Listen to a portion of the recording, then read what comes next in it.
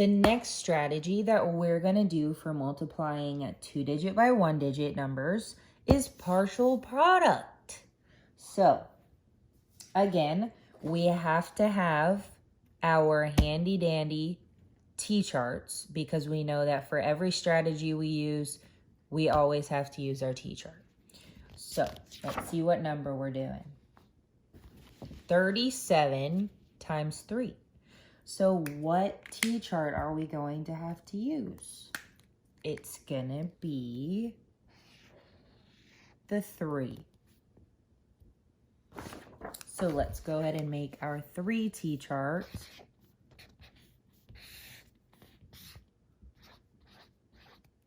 And what digit are we going to have to go to?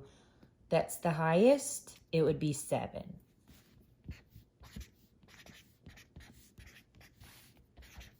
Remember, we don't work harder, we work smarter. So 3 times 1 is 3. 3 times 2 is 6. 3 times 3, 9. 3 times 4, 12. 3 times 5, 15. 3 times 6, 18. 3 times 7, 21. So here's our completed T-chart for us to reference throughout this number or this problem. So let's do this multiplication problem doing partial product. So doing partial product, we have to break it up into its place values. So that's where we use our little tree branch. So let's break this 37 up because this is already in its easy form because it's only in the ones place. So this number is 37. So you're going to break it up into its place values, which is 30 plus 7. So we have broken it up into its place value form. So now we're going to have to take this number and multiply it by each of these 2 numbers. So 3 times 30, and then 3 times 7. There's the 2 problems that we're going to have to do.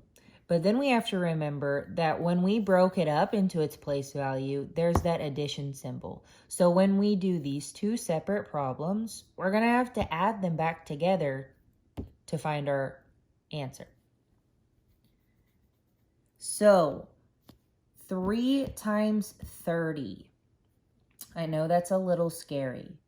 It looks scary, but if you use your T-chart, it is not going to be scary whatsoever because all we have to do is look at the 2 digits that we're multiplying it by.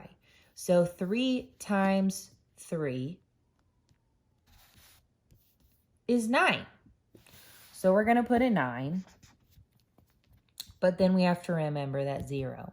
And we know that anything times 0 is 0. So 3 times 0 is 0. So we just figured out what 3 times 30 is. It's 90. So now 3 times 7. Look at our T-chart that we created. 3 times 7 is 21. So we have our 2 separate numbers. And now, like I said, we have to add them back together to find our total. So we're adding 90 plus 21.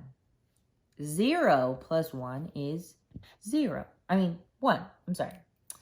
9 plus 2 is 11.